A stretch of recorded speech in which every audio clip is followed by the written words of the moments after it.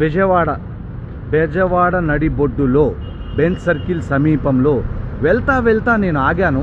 నేను ఎంత చూసినా, ఎంత సుదీర్ఘంగా పరిశోధించి ఎంతసేపటి నుంచి చూస్తున్నా నాకు ఒక విషయం అర్థం కాలేదు. మీకు అది చూపిస్తాను, మీకు అర్థమైతే కామెంట్ చేయండి. బెంజ్ సర్కిల్ సమీపంలో మీరు చూస్తున్నటువంటి గాయత్రి నగర్ రోడ్డు అనమాట. ఇది గాయత్రి నగర్ కంచుకోటవారి వీధి. ఇటు చూస్తే బెంజ్ సర్కిల్. ఇక్కడ వెళ్తా ఆగాను. ఈ 3 పార్టీల జెండాలు ఉన్నాయి. ఇది వైఎస్ఆర్సీపీ, ఇది తెలుగుదేశం పార్టీ, ఇది భారతీయ జనతా పార్టీ. 3 పార్టీల జెండాలు ఉన్నాయి కదా. మరి 4వ పార్టీ జెండా ఏది? 4వ పార్టీ జెండా ఏది? ఈ పక్కనే 4వ పార్టీ ఏదైతే జనసేన పార్టీ రాష్ట్ర కార్యాలయం ఉండేది.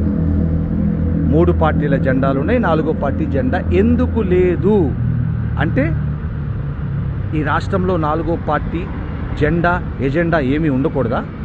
తెలుగుదేశం పార్టీకి మాత్రమే ఊడిగం చేయాలా జనసేన పార్టీ? అసలు ఏంటి దీనికి? ఎన్ని అర్థాలు వస్తాయి? నేను ఏదైనా చెప్తే దీనికి మళ్ళీ నెగిటివ్ కామెంట్స్ మళ్ళీ నా వీడియో కింద వచ్చేస్తూ ఉంటాయి.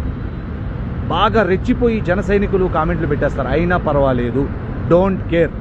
పెట్టండి కామెంట్లు, కొట్టండి లైకులు, చేయండి షేర్లు, డోంట్ కేర్. కానీ నా యొక్క ప్రశ్నకు సమాధానం ఎవరిస్తారు? YSRCP party, Telugu Desam party, Bharatiya Janata party 3 పార్టీల జెండాలున్నాయి. 100% స్ట్రైక్ రేట్తో ఏదైతే 21కి 21 సీట్లు గెలిచినటువంటి జనసేన పార్టీ జెండా ఇక్కడ ఎందుకు లేదు? ఈ పార్టీ జెండా లేకపోవడానికి భారతీయ జనతా పార్టీ మరియు తెలుగుదేశం పార్టీ ఎజెండా ఏమైనా ఉందా? కామెంట్ చేయండి.